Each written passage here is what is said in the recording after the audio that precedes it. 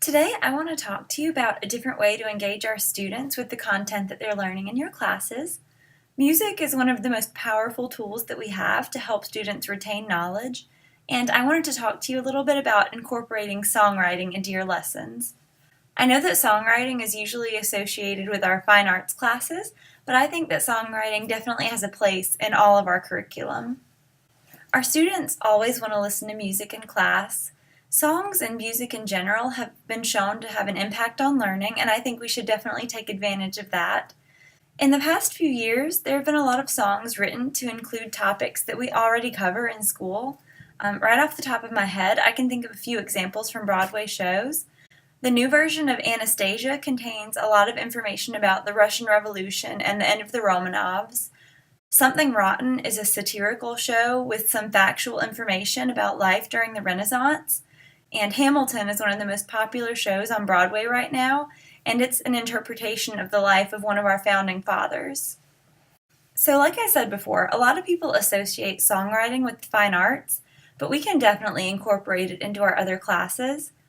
For example, when I worked at the middle school before I came here, I worked with math classes to write songs about different types of angles. I also worked with our history classes to write songs about the Harlem Renaissance. So social studies classes can always write songs about historical events or the way things are done in our modern society. English classes can write about nearly anything they talk about in class. Science and math can write about the principles and processes that you've been teaching your students in class. Songs are very step-by-step in the way they're written, and that works really well with science and math processes. The students at the particular middle school I worked at really enjoyed performing their songs and creating music videos, but you can always just let your students write the songs. We do have the equipment here in the green room, though, that you are welcome to use if your students do want to record their own music videos for the class presentations. I know that most of us don't write songs very often, but all of us can follow the basic structure of a song that includes verses, a bridge, and a repeated chorus, just for the basic outline of a song.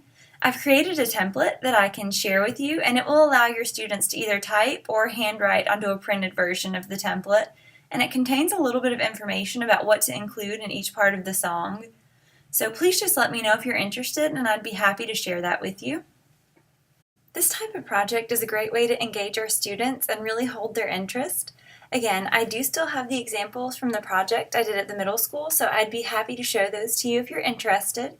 If you've done this before and you have any ideas that you want to add on, please just let me know and I will be happy to share those out with everyone. Thank you guys so much for watching and have a great weekend.